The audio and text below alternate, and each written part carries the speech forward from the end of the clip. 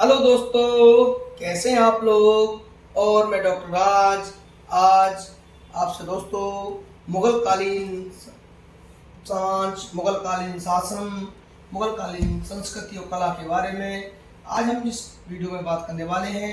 मुगलकालीन कला एवं संस्कृति के बारे में बात करने वाले हैं। मध्यकालीन भारत का मुगलकालीन शासन के पिछले वीडियो में हम आपको बता चुके हैं, राजनीतिक बता चुके हैं। इससे पहले वीडियो में राजत्व सिद्धांत प्रशासन बता चुके हैं। आज हम बात करेंगे मुगलकालीन संस्कृति। पहले हम बात करेंगे संस्कृति के बारे में, फिर बात करेंगे शिक्षा साहित्य के बारे में, फिर कला के बारे में। क्रम वाइज हम बात करते हैं, जो कि हमारी परीक्षाओं का ठोस और महत्वपूर्ण पार्ट होता है दोस्तों। ये यहाँ से परीक्षा से क्वेश्चन पूछे भी जाते हैं। तो दोस्तों देखिए, शिक्षा और साहित्य। मुगल काल में शिक्षा के विकास के लिए ठोस कदम उठाए गए। बाबर के एक मंत्री मकबर अली का कहना है कि बाबर के काल में शोहरत ए आम सार्वजनिक निर्माण विभाग की स्थापना हुई और इसका एक महत्वपूर्ण कार्य होता था शिक्षण संस्थानों की स्थापना। शिक्षण संस्थानों की स्थापना। अब सार्वजनिक निर्माण विभाग जो आज का पीडब्ल्यूडी है वो नहीं है, उस समय था शिक्षण संस्थानों की स्थापना। बाबर के काल में शोहरत ए आम सार्वजनिक निर्माण विभाग में शिक्षण संस्थाओं की स्थापना की जाती थी। उसका आधार पर है ना, उसका कार्य था। यहाँ आप इस समय तो कंस्ट्रक्शन वर्क कराना होता है। हुमायूं ने पुराना किला को पुस्तकालय में तब्दील कर दिया था। पुराना किला को पुस्तकालय में तब्दील कर दिया हुमायूं ने। उसने दिल्ली में एक मदरसा की स्थापना भी की। अकबर ने आगरा एवं फतेहपुर सीकरी में कॉलेज का निर्माण कराया। जहांगीर ने एक ऐसा कानून बनाया जिसके अनुसार अगर किसी अमीर की मृत्यु हो जाती थी तो उसका उत्तराधिकारी न हो तो उसकी संपत्ति का उपयोग शिक्षा के विकास में किया जा सकता। जहांगीर ने कहा था कोई अमीर मर जाता है, उसका कोई उत्तराधिकारी नहीं है, तो उसकी संपत्ति को शिक्षा के विकास में खर्च किया गया। शाहजहां ने दिल्ली में कॉलेज की स्थापना की। इसके अतिरिक्त शाहजहां ने दूसरे शिक्षण संस्थान दर-उल बका का पुनर्निर्माण करवाया। राजकीय परिवार में कुछ महिलाएं शिक्षित थीं। उदाहरण के लिए गुलबदर बेगम ने हुमायूंनामा की रचना की। नूरजहां, मुमताज महल, सलीमा सुल्तान, जुबेनिसा सभी शिक्षित महिलाएं थी। आपको जानकारी होगी मुगल कालीन जितनी बेटियां थीं, मुगल काल की इतनी बेटियां थीं जो जन्म लिया मुगल शासन में, उनकी शायद शादी भी नहीं हुई थी किसी की। आईन अकबरी के अनुसार अकबर के दरबार में 59 फारसी कवि थे। साहित्य के बारे में बात करें तो आईन अकबरी के अनुसार अकबर के दरबार में 59 फारसी कवि थे। तो देखो, ऐतिहासिक पुस्तक है इसके समय की, मतलब ये साहित्य की मुगल काल की। तो मुल्ला दाऊद तारीख अल्फी, अबुल फजल आईन अकबरी अकबरनामा, मतलब अबुल फजल आईन अकबरी, फैजी अकबरनामा, अब्बास का शेरवानी तोहफाए अकबरी तारीख शेरशाही किताबों के नाम है। बदायूनी की मुंतखाब उल तवारिख और मोहम्मद बाकी की तारीख रहीमी। दोबारा बता देता हूँ मैं। मुल्ला दाऊद की किताब का नाम है तारीख अल्फी। अबुल फजल की किताब दो है, आईन अकबरी अकबरनामा। फैजी की किताब का नाम भी अकबरनामा। अब्बास का शेरवानी की तोहफा ए अकबरी तारीख शेरशाही। बदायूनी की किताब का नाम है मुंतखाब उल तवारिख। मोहम्मद बाकी किताब का नाम है तारीख रहीमी। ये सभी अकबरकालीन लेखक थे। फारसी में अनुवाद की बात करें तो विद्वानों की मंडली ने महाभारत का अनुवाद किया, जो रज्मनामा के नाम से जाना जाता है। 1589 ने 1589 में बदायूनी ने रामायण का अनुवाद कराया। हाजी इब्राहिम सरंदी ने अथर्ववेद का अनुवाद किया। हाजी इब्राहिम सरंदी ने अथर्ववेद का अनुवाद किया। फैजी ने गणित की एक पुस्तक लीलावती का अनुवाद किया। ये फारसी में हुए सब। मुकम्मल खां गुजराती ने ज्योतिष शास्त्र का एक पुस्तक तजक का अनुवाद किया। मोहम्मद रहीम खान खाना ने तुजुके बाबरी का अनुवाद किया। शाह मोहम्मद शाहवादी ने कश्मीर के इतिहास राजतरंगिणी का अनुवाद किया। अकबर के दरबार में 3 महत्वपूर्ण कवि थे, गिजाली, फैजी, निसापुर का हुसैन नजीरी। गिजाली, अकबर के दरबार में 3 महत्वपूर्ण कवि थे, गिजाली, फैजी, निसापुर का हुसैन नजीरी। अब जहांगीर के समय की सुन लीजिए। कश्मीर के मोहम्मद हुसैन को जरिए कलम की उपाधि दी थी जहांगीर ने। जहांगीर ने तुजुके जहांगीरी लिखी, जो आत्मकथा है। कामगार खाने मासी जहांगीरी लिखी और मुतमिद खाने इकबालनामा जहांगीरी लिखी। शाहजहां अब्दुल नहीम लाहौरी ने पातशाहनामा की रचना की। अमीनी कजवीनी ने पातशाहनामा की रचना की। इनायत खान ने शाहजहांनामा की रचना की। मोहम्मद सली द्वारा लिखित अमले सहिल लिखा गया।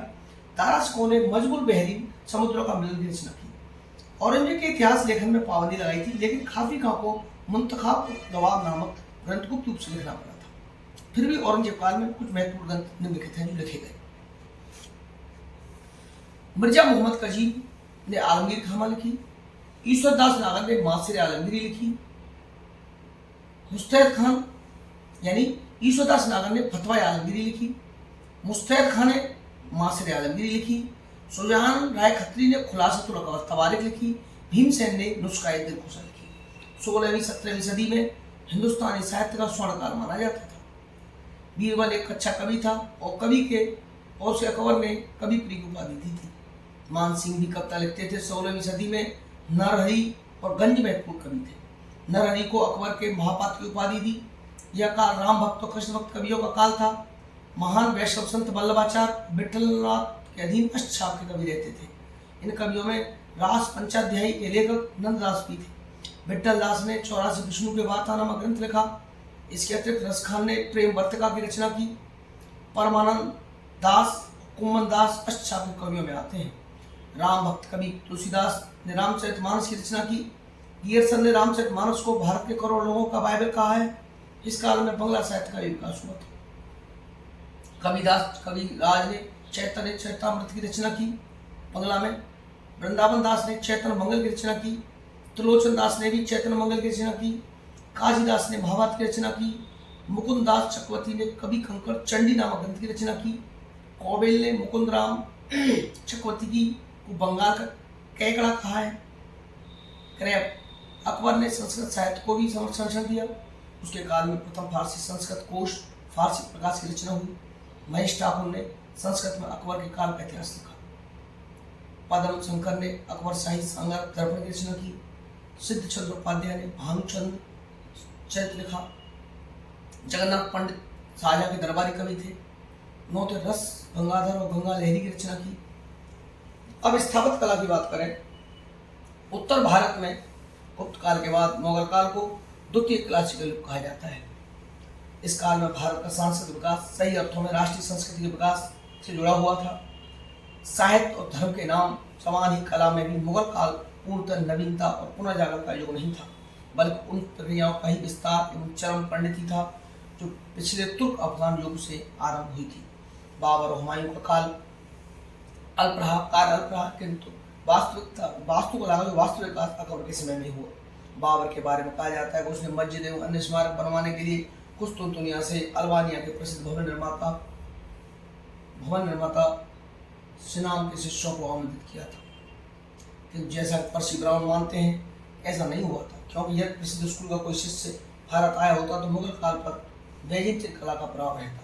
बाबर द्वारा निर्मित प्राय सभी स्थापत्य लुप्त हो चुके हैं, किंतु अब केवल 3 शेष बचे हैं। पानीपत की काबली बाग में एक स्मारक मस्जिद, रोहिला खंड में संबल नामक स्थान पर जामी मस्जिद, आगरे के पुरानी लोधी किले के भीतर एक मस्जिद। उसने ईरानी शैली पर कुछ बगीचे बनवाए। आगरा स्थित रामबाग, आरामबाग और जहाराबाग का निर्माण कराया। हुमायूं के राजकाल में अर्ध भवनावस्था में केवल 2 भवन शेष थे। एक भवन आगरे की मस्जिद है, दूसरा भवन पूरी पंजाब के हिसार जिले में फतेहाबाद की बनी मस्जिद है। हुमायूं ने 1533 में दिल्ली में दीपपनाह की स्थापना करवाई। हुमायूं की पत्नी हमीदा बानो बेगम की देखरेख में हुमायूं का मकबरा बना, जो ईरानी शैली से प्रभावित था। इसका निर्माण मीर मिर्जा ग्यास ने किया था। 1565 से 66 में निर्मित यह मकबरा 4 बाग शैली का प्रथम मकबरा है। इस मकबरे का गुंबद ईरानी शैली में बना है। यह आकार में अष्टकोणीय है। इसमें भारतीय तत्वों का समावेश छोटी छोटी छतरियों में देखा जा सकता है। सजावट के लिए संगमरमर की पंच घाटियों में भी भारतीय प्रभाव दिखता है। हुमायूं के मकबरा को ताज का पूर्वगामी माना जाता है। उसकी एक विशेषता 2 परतों का गुंबद डबल डोम है। शेरशाह का काल भारतीय भवन निर्माण काल में संक्रांति का काल था। शेरशाह द्वारा निर्मित पुराना किला उत्कृष्ट भवन निर्माण कला का प्रमाण है। शेरशाह ने किला एक कोहिना नामक मस्जिद बनवाई। सासाराम में शेरशाह का मकबरा है। यह आकार एवं गौरव दोनों दृष्टियों से भारतीय मुसलमानी निर्माण कला का चमत्कार है। यह एक सुंदर तालाब के बीच में स्थित है और बीच में जाने के लिए एक मार्ग सेतु बनाया गया है। इस प्रकार शासन में ही नहीं बल्कि संस्कृति और कला में भी महान अफगान ने महान मुगल अकबर के लिए रास्ता तैयार किया। अकबर के बारे में बात करते हैं अब। अकबर के काल में वास्तुकला अपनी पराकाष्ठा पर पहुंच गई। अबुल फजल कहता है कि बादशाह ने आलीशान इमारतों की योजना बनाई। और उन योजनाओं को क्रियान्वित किया। फर्गुसन कहता है फतेहपुर सीकरी किसी महान व्यक्ति के मस्तिष्क का प्रतिबिंब है। अकबर कालीन स्थापत्य कला भारतीय व ईरानी शैलियों का सुंदर समन्वय है। इसके अतिरिक्त त्राविद शैली का प्रयोग हुआ, किंतु सजावट के लिए इस्लाम की अर्कवेट शैली का भी प्रयोग किया हुआ है। अर्कवेट अकबरकालीन भवनों में अधिकतर लाल पत्थरों का प्रयोग हुआ है, किंतु प्रभाव के लिए कहीं कहीं सफेद संगमरमर का प्रयोग हुआ है। अकबरकालीन निर्माण कार्यों के 2 चरणों में किया गया है। प्रथम चरण आगरा, इलाहाबाद, लाहौर के किले एवं कुछ महलों का निर्माण। द्वितीय चरण फतेहपुर सीकरी में निर्माण। अकबर के प्रथम चरण में निर्माण कार्यों में आगरा का किला महत्वपूर्ण है। किले के अंदर गुजरात एवं बंगाल के स्थापत्य शैली बहुत से बहुमहल महल निर्मित किए गए हैं। इनमें जहांगीरी महल मुख्य है। 1572 में अकबर ने आगरा से 36 किलोमीटर दूर एक फतेहपुर सीकरी में किलेनुमा महल का निर्माण प्रारंभ किया। यह 8 वर्षों में पूरा हुआ था। फतेहपुर सीकरी में बादशाह के सबसे शानदार महल है जोधाबाई का महल, दीवान-ए-आम हिंदू शैली में है, दीवान-ए-खास, जामी मस्जिद संगमरमर की मस्जिद है। फर्गुसन पत्थर में रोमानी कथा कहता है, लिखी हुई है, इसमें कहता है। बुलंद दरवाजा यह मस्जिद के पश्चिम द्वार पर है और अकबर के गुजरात में जाकर स्मारक रूप में बनाया गया है। यह संगमरमर एवं बलुआ पत्थर में बना है। पंचमहल एक पिरामिड के आकार का 5 मंजिलों का बना है था। इसमें बौद्ध विहारों की योजना को आधार बनाया गया है। शेख शरीफ चिश्ती का मकबरा भारत में संगमरमर का प्रयोग का एक उत्कृष्ट उदाहरण है। इलाहाबाद में 40 स्तंभों का राज महल अकबरकालीन स्थापत्य कला का महत्वपूर्ण उदाहरण है।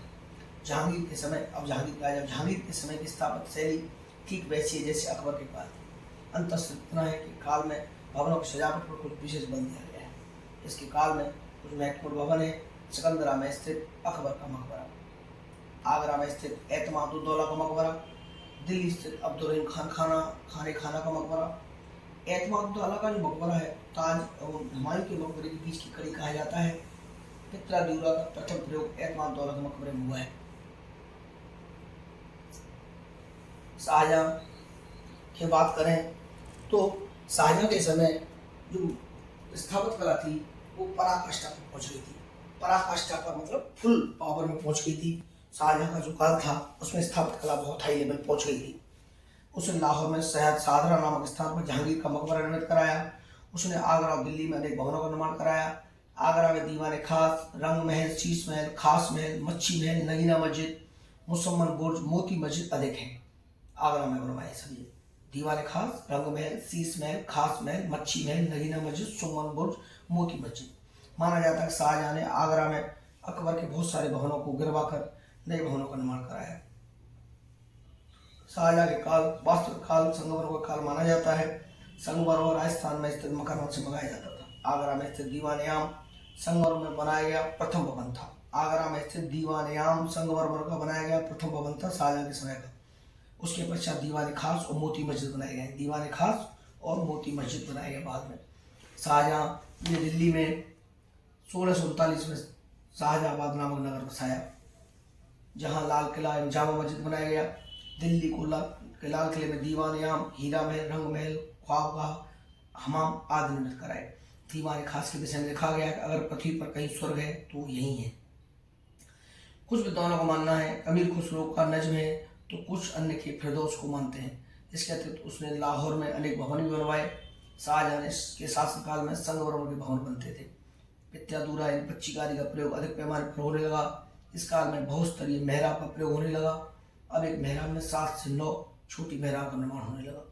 इसका उदाहरण लाल किला के दीवान-ए-खास में मिलता है। इस काल में गुम्बद की कलाकारी भी बहुत सुंदर हो गई थी, जो ईरानी प्रभाव का परिणाम थी। शाहजहां के भवन निर्माताओं ने बंगाली शैली में मुड़े हुए कंगूरों और छाजन युक्त छत का प्रयोग किया गया है। इस काल की सबसे बड़ी उपलब्धि आगरे का ताजमहल है। यह शाहजहां की बेगम अंजुमान बानो बेगम की याद में बनाया गया। 1631 में उसकी मृत्यु हुई। 1632 में ताजमहल का निर्माण कार्य प्रारंभ हुआ।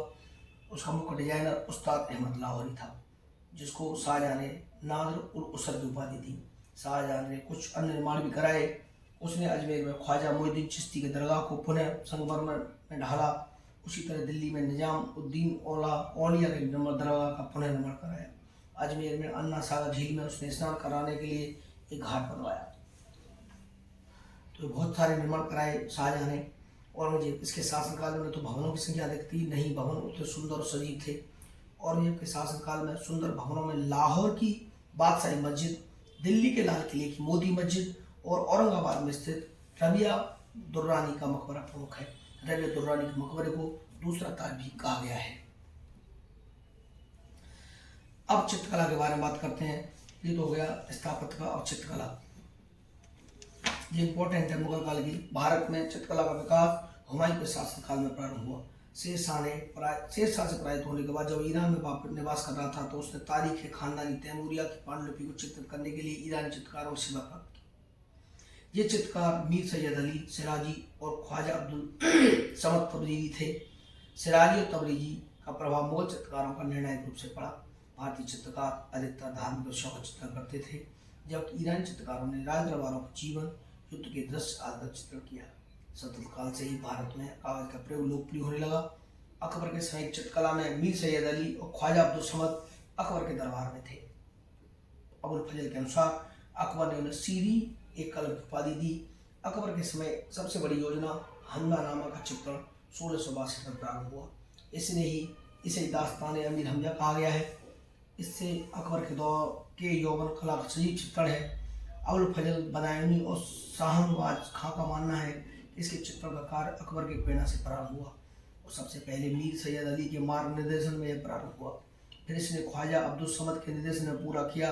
मुल्ला दाऊद कजवीनी का मानना है कि हमजानामा हुमायूं की मस्तिष्क का उपज था और यह मीर सैयद अली के मार्ग निर्देशन में संपन्न हुआ। अबुल फजल के अनुसार अकबर के तस्वीर खाना में 17 कलाकार थे, परंतु वास्तविक संख्या अधिक हो सकती है। इसमें हिंदुओं की संख्या अधिक थी। 10 जैसे नाम है दसवंत, बसावन, केशवलाल, मुकुंद, मिशिकन, फारूक, कलमक, माधो, जगन, महेश, हेमकरण, तारा, साबल, हरिवंश, राम आदि। इस काल में चित्रकारी सामूहिक प्रयास था। एक से अधिक कलाकार मिलकर किसी भी चित्र का निर्माण करते थे। कलाकार नगद वेतन प्राप्त कर्मचारी थे। अकबर के समय चित्रकला के प्रमुख रूप से 2 विषय थे। पहला था दरबार के प्रतिदिन की घटनाओं का चित्रण और दूसरा छवि चित्रण। अकबर के समय में ही मुगल चित्रकला पर भारतीय प्रभाव गहरा हो गया। 1562 में ही मुगल दरबार में तानसेन के आगमन का प्रचित्र बनाया गया। हिंदू एवं फारसी पद्धति का सहयोग दिखने लगा। फतेह सीकरी की दीवारों पर हिंदू एवं मुस्लिम दोनों कलाकारों के संयुक्त परिश्रम से चित्रकारी की गई। अकबर के दरबार में अब्दुल समद, फारूक बेग, खुसरो कुली, जमशेद विदेशी कलाकार थे। अकबर कहा करता था कि मुझे प्रतीत होता है कि मानव चित्रकला को ईश्वर की पहचानने का एकदम प्रसिद्ध साधन होता है। अकबर के समय दसवंत अपने समय का पहला अग्रणी चित्रकार था। वह एक कहार का बेटा था। उसने रजमनामा का चित्रण किया। बाद में यह विक्षिप्त हो गया। 1584 में उसने आत्महत्या कर ली। अब्दुल समद का दरबारी पुत्र मोहम्मद सफीर शरीफ ने रजमनामा का पर्यवेक्षण किया। अकबर के समय कुछ महत्वपूर्ण कृतियों की पांडुलिपि तैयार की गई जो निम्नलिखित है: रामायण, अकबरनामा, अनवर सोहाय, बाबरनामा, खमसा, तारीख अल्फी, कालिया दमन। इस काल में विशेषकर राजपूत चित्रकला ने मुगल चित्र शैली को प्रभावित किया। इसकी विशेषता चौड़े ब्रुश की जगह गोल ब्रुश का प्रयोग था। इसके साथ गहरे नीले रंग, गहरे लाल रंग का अधिक प्रयोग होने लगा। अकबर के शासनकाल में यूरोपीय चित्रकला का प्रभाव भी मुगल चित्र शैली पर पड़ा। यूरोपीय चित्रकला के कुछ नमूने पुर्तगालियों के माध्यम से अकबर के दरबार पहुंचे। इससे मुगल चित्रकारों ने 2 विशेषताएं ग्रहण की: व्यक्ति विशेष का चित्रण, दृश्य में आगे दिखने वाली वस्तुओं को छोटे आकार में बनाना। शहजादा सलीम ने आगरा रेजा नामक देहाती प्रवासी चित्रकार के नेतृत्व में आगरा में एक चित्रशाला का प्रारंभ किया। जहांगीर का शासनकाल मुगल चित्रकला के चरमोत्कर्ष का युग था। जहांगीर के काल में चित्रकला की 2 महत्वपूर्ण विशेषताएं थी: मोरक्का के रूप में और डेकोरेटेड मार्जिन। जहांगीर के समय छवि चित्रण की तुलना में पांडुलिपि के चित्रण का महत्व कम हो गया। जहांगीर की चित्रकला में 2 नए तत्व जुड़ गए। इसकी चित्रकला शैली में रूपवादी शैली की प्रधानता थी। इसके चित्रकला की यथार्थवाद बनाने और चित्रकला का प्रारंभ किया। इस काल में चित्रों में चौड़े हाशिए का प्रयोग हुआ, जिनमें फूल पत्ती, पेड़ पौधे, मनुष्यों की आकृतियों से अलंकृत किया जाता था। शिकार, युद्ध, राज दरबार के दृश्यों को चित्रित करने के अतिरिक्त जहांगीर के काल में जानवरों के चित्र बनाने की कला का अधिक विकसित हुई। इस काल में उस्ताद मंसूर का बहुत नाम था। तुझके जहांगीर ही एकमात्र पांडुलिपि चित्र का उदाहरण है। जहांगीर के काल में ही राजा के दैवी अधिकार के सिद्धांतों को चित्रकला का विषय बनाया गया। शाहजहां के काल में यह और महत्वपूर्ण हो गया। जहांगीर के दरबार में फारसी चित्रकार आगा रेजा, अबुल हसन, मोहम्मद नादिर, मोहम्मद मुराद और उस्ताद मंसूर थे। जहांगीर के दरबार में फारसी चित्रकार कौन कौन थे? आगा रेजा, अबुल हसन, मोहम्मद नादिर, मोहम्मद मुराद और उस्ताद मंसूर थे। हिंदू चित्रकारों में बिशनदास और गोवर्धन प्रमुख थे। जहांगीर के दरबार में चित्रकार दौलत था, जिसने बादशाह के आदेश पर अपने साथी चित्रकारों का चित्र तैयार किया। जहांगीर ने बिशनदास को ईरान के दरबार में भेजा था और उससे कहा गया कि वह भारत के शाह और उसके महत्वपूर्ण अमीर और संबंधियों के चित्र उतार कर लाए। उस्ताद मंसूर और अबुल हसन की विशेषता की तारीफ करते हुए उन दोनों को क्रम से नादिर उल उस्र और नादिर उल जमा की उपाधि दी गई। आरंभ में मनोहर, नन्हा, फारूक बेग को छवि चित्र बना तैयार करने का काम सौंपा गया, तो जो कि जहांगीर में मनोहर का नाम भी नहीं मिलता है। जहांगीर काल में चित्र में ईरान के शाह अब्बास का स्वागत करते हुए गले लगाते हुए जहांगीर को दिखाया गया है और पैरों के नीचे गुलोब है, परंतु वास्तविकता यह है कि जहांगीर शाह अब्बास से कभी नहीं मिला है। उसी तरह जहांगीर के कट्टर शत्रु मलिक अंबर के कटे सिर पर जहांगीर को पैर मारते हुए दिखाया गया है, जब जहांगीर उससे युद्ध में उसे हरा नहीं पाया। मनोहर, बिशनदास और मंसूर ये सभी अकबर के शासनकाल में अंतिम वर्षों में आ चुके थे। मनोहर बसावर का पुत्र था। जहांगीर के समय यूरोपीय चित्रकला का प्रभाव और भी गहरा हो गया। यूरोपीय चित्रकला के प्रभाव में जहांगीर के चित्रकारों ने विभिन्न निम्नलिखित विषय चुने: यीशु का जन्म, कुमारी मरियम और शिशु, विभिन्न संतों के शहीद होने का चित्र, प्रभामंडल, पंख वाले देवदूत, गरजते बादल आदि। किंतु मुगल चित्रकारों ने तैल चित्रकला को नहीं अपनाया। जहांगीर स्वयं चित्रकला का अच्छा पारखी था। उसने तुझ पे जहांगीरी में लिखा है कि मैं चित्र देखकर ही बता सकता हूँ कि इसे किसने बनाया है, इसके अलग अलग हिस्से को किसके चित्रकार ने बनाया है। एक बार जहांगीर के आग्रह पर सर टॉमस लो द्वारा लाए गए चित्र का हूबहू उसके दरबार चित्रकारों ने बनाया था। इतना तक थे सर टॉमस लो भी मूल चित्र को नहीं पहचान सका। शाहजहां औरंगजेब, शाहजहां के समय चित्रकला में वह संयुक्ता नहीं थी जो जहांगीर के समय थी। इसमें अलंकरण पर बहुत बल दिया गया है। रंगों के बदले सोने की सजावट पर अधिक बल दिया गया और औरंगजेब के समय तो चित्रकला का अवसान हो गया।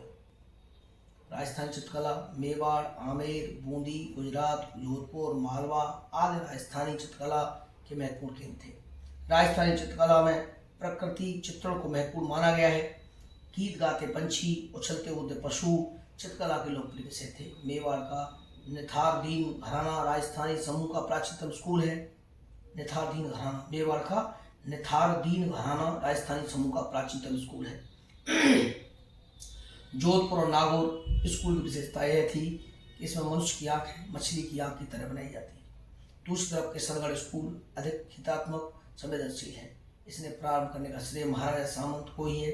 10वीं सदी के उत्तरार्ध में कांगड़ा स्कूल के द्वारा, जिसकी एक शाखा टेहरी गढ़वाल स्कूल थी, अत्यंत सुंदर चित्र बनाए गए और 19वीं सदी के प्रारंभ में पंजाबी सिख चित्रकला के रूप में विकसित हुआ। संगीत कला अबुल फजल के अनुसार अकबर के दरबार में 36 गायक थे, जिनमें सबसे प्रमुख तानसेन बाज बहादुर थे।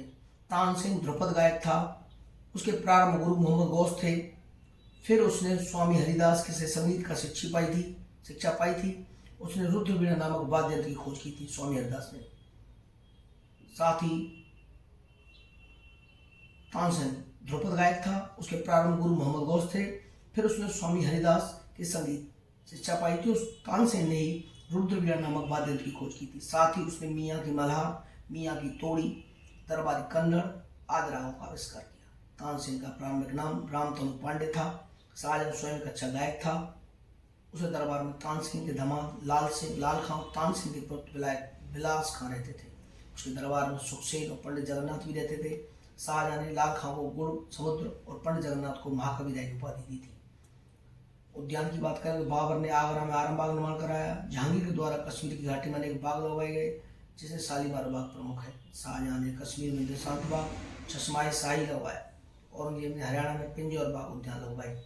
ये था दोस्तों कला और स्थापत्य के बारे में। अब अगला पड़ाव जो होगा वो हम आगे अगली कड़ी में बात करेंगे। थैंक यू दोस्तों।